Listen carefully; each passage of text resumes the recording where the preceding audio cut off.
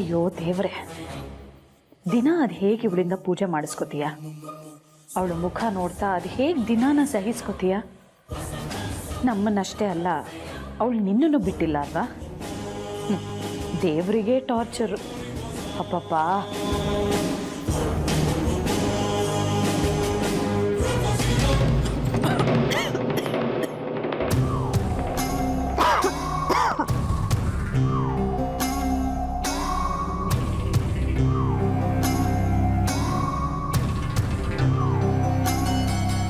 ಇರ್ಲಿ ಬಿಡಮ್ಮ ಲಕ್ಷ್ಮಿ, ಅಪರೂಪಕ್ಕೆ ಮನೆ ತುಂಬ ಧೂಪ ಹರಡಿದೆ, ಒಳ್ಳೇದೇ. ಹಾಗೆ ಹರಡೋದ್ರಿಂದ ನೆಗೆಟಿವ್ ಎನರ್ಜಿ ಹೋಗಿ ಪಾಸಿಟಿವ್ ಎನರ್ಜಿ ಬರುತ್ತೆ. ಹೌದು, ಏನಮ್ಮ ಇವತ್ತು ಸ್ಪೆಷಲ್ಲು?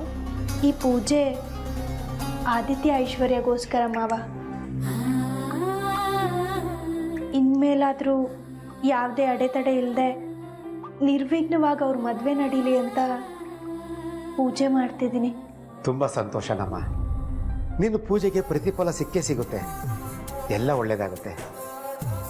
ನೋಡಿದೆ ಸೌಂದರ್ಯ, ಇವಳದು ಎಂಥ ಒಳ್ಳೆ ಮನಸ್ಸು. ಈ ಮದುವೆ ಆಗೋದಕ್ಕೆ ಏನೇನೆಲ್ಲ ಮಾಡ್ತಾಳೆ.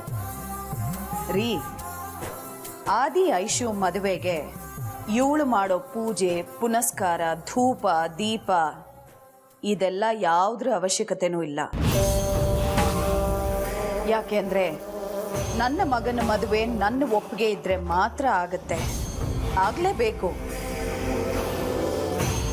ಅದನ್ನ ಬಿಟ್ಟು ಅವ್ರ ಮದುವೆ ಇವಳಿಂದ ಆಗ್ತಿದೆ ಅನ್ನೋ ಡಂಗೂರ ಸಾರೋ ಅಗತ್ಯ ಇಲ್ಲ.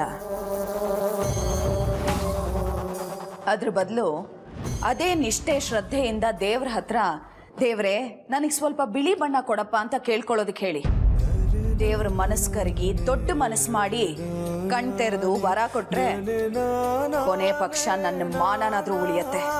ಅವಳು ಮಾಡಿರೋ ಪೂಜೆಗೆ ಸಾರ್ಥಕತೆನೂ ಸಿಗತ್ತೆ.